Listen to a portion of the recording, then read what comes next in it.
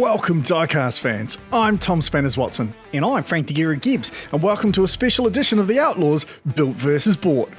That's right, it was a lot of fun last time, but it was also a little bit too close for comfort. So tonight, I need you Outlaws and you wannabes to crank it up a notch and not let these guys score on you like you did last time. So we let the exotic drivers call out who they wanted to drive against, and we also gave them the call on the toss for the lanes, so everybody's paired up, set up, and ready to roll. I've got to say, we've got some really strong Outlaw drivers nowadays, so I'm expecting the Outlaws to just run away with this one, and I'm expecting the bought cars to go down in flames. So up first, we've got the Nissan 390 GT1 up against Healthy Scratch, driven by JB. Quite a difference in ride height in these two cars. Be interesting to see if that makes any kind of a difference.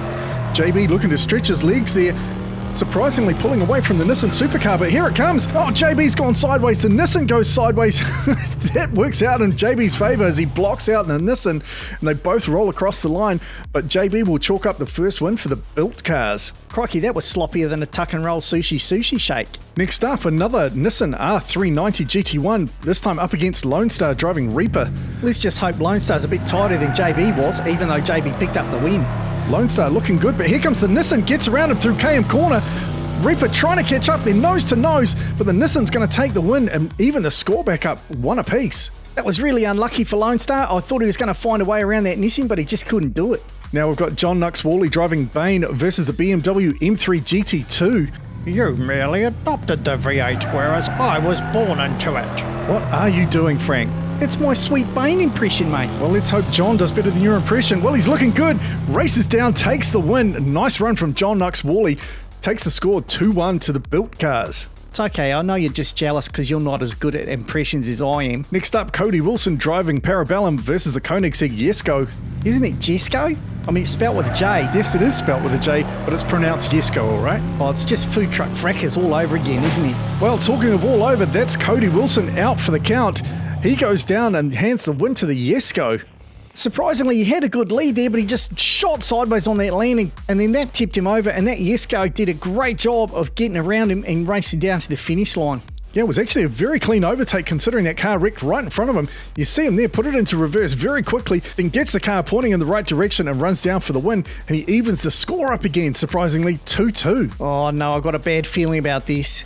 Well, Robert Toe's been having some good success recently. Let's see what the Governor's got as he goes up against the McLaren Speedtail. I've got to say, mate, but that rear end on that Speedtail is one of the ugliest things I've ever seen. Well, it's designed for speed though, Frank.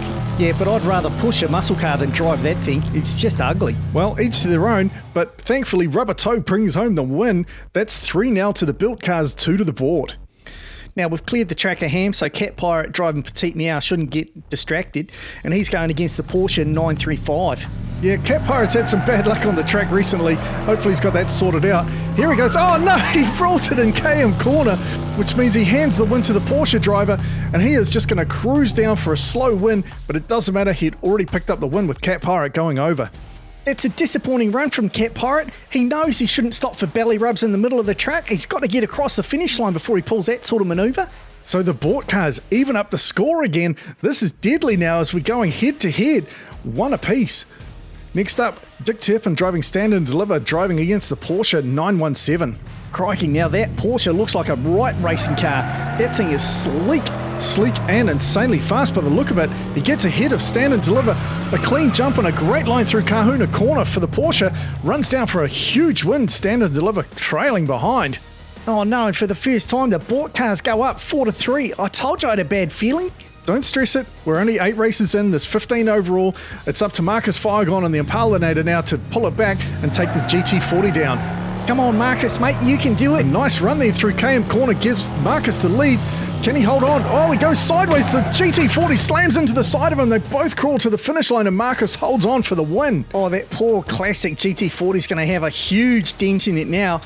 Definitely won't be worth what it was when it came into it. All right, you know what time it is. It's time for a very short ad break, but stick around. There's plenty more racing to come. We'll be right back after this. This is Jeff. He's stuck outside looking at a leaf because he forgot to hit the notification bell when he subscribed to the channel. Don't be like Jeff. Remember to hit the notification bell so you get notified whenever we put out a new video. And while you're here, why not hit the like button and leave us a comment as well. Welcome back, race fans. After 8 races, it's 4 apiece, built versus bought. Yeah, it's a real surprise. I really thought the Outlaws would have run away with it. Next up, we've got Glitch driving Grinder up against the McLaren Senna. See, now the rear end on that Senna looks much better than that Speedtail. All right, mate, empty the sand out of your undies. I'm just saying.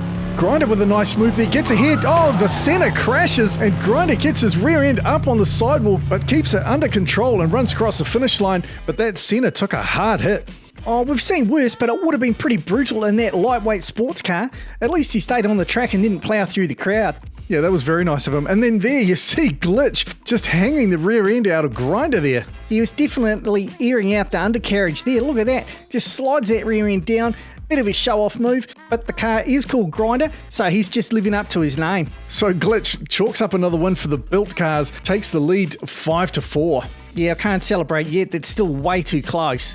Well, the Outlaws are only getting stronger as we move further up the list, and now it's Kit KM driving the Charm up against another Ford GT40. I do like that black colourway on that Ford. That's really sweet. It is, but he better keep that paintwork away from Kit, because if he gets in Kit's way, he's just going to get run over. And Kit jumps out with a huge lead there. Big jump.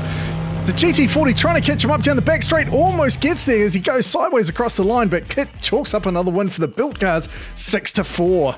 Okay, I'm feeling a little bit better now. That was a great run from Kit. Now it's Mike Mason Scud versus the Corvette C8R. Oh, I'm a bit worried about the Corvette, mate. Those things are quick on the canyon. The Corvettes have definitely performed well on the canyon, but Mike's no slouch. They're going to be pretty even as they exit KM corner. Mike with the slight lead. Here comes the Corvette. The Corvette with a beautiful spin maneuver gets around the inside of Mike. Mike tries everything he can to get around, but can't do it. Wow, what a stunning drive from that Corvette. Look at this maneuver. He just picked his line perfectly to spin up the inside of Mike, gets himself facing the right way. As you said though, Mike's no slouch. He slammed that Cougar into reverse as quick as he could, and he was right on that Corvette's tail all the way to the finish line, trying to get around, but he just couldn't do it. So the bought cars fight back. It's 6-5. The built cars still holding on. Now we've got Xanthropy and Click up against the Bentley Continental GT3. Another car that's performed exceptionally well on the Canyon and the GT Cup earlier. Well, Xanthropy's got the skill to take him down as long as she can keep her rubber on the road. She takes the lead out of KM corner, clean over the jump. She's looking good, keeps her wheels on the ground, runs down for the win. The Bentley Continental coming in second place. I don't want to celebrate too early. There's still 3 races to go, but we've got a 2-point lead. It's looking good for the built cars. Now it's Daddy G and Ratbird up against the Ford GT40 Mark IV. Okay, Daddy G's definitely going to have his work cut out with this car. That's right, the Golf livery version of this cleaned up in that competition is going to be in the Champions race next week. And there he goes, jumps into a huge lead, big jump, clean through Kahuna corner, first time on the track in that car, and it was a perfect run, takes down Daddy G. Oh man, 7-6, this is way too close. I really wanted the Outlaws to run away with it. Now Mr. Dark and Thrasher takes on the Bugatti Veyron. Oh, good grief, there's no way Thrasher can keep up with a Veyron. That thing's lightning quick. Don't be so quick to write him off, we know that Thrasher is quick. He's holding his own into KM corner. He gets the lead, in fact. Stays ahead over the jump. The Veyron goes wide. But here he comes again. He is charging down against Thrasher, but he can't do it. Thrasher takes the win and chalks up another win for the Outlaws. Look at the power of that Veyron. He was riding along the foam wall here, which slowed him right down, and he still managed to not only get off, but charge down to the finish line in that last straight. Thankfully, Mr. Dark managed to hold on, and we hold on to a 2-point lead. So the built cars have essentially won, but this is for pride. This is the top of the Outlaws list. Bobby Orr driving Caven versus the Ford GT race. And they're underway. Bobby Orr trying to stretch out a lead here. He's looking good. Big lead through KM corner. Clean over the jump. A perfect line through Kahuna corner, and he runs down to take the win and cleans it up for the Outlaws. Crikey, the boys left their run a bit late, but look at that, a 3-point lead over the bought cars, which just proves talent and passion beats money every time. These ratty old rods absolutely cleaned up tonight. That's a 50% lead they had over the bought cars, and there were some stonkingly good cars in those bought wagons. There were definitely some expensive cars that went up against the Outlaws, but the Outlaws held their nerve and showed that they know what they're doing.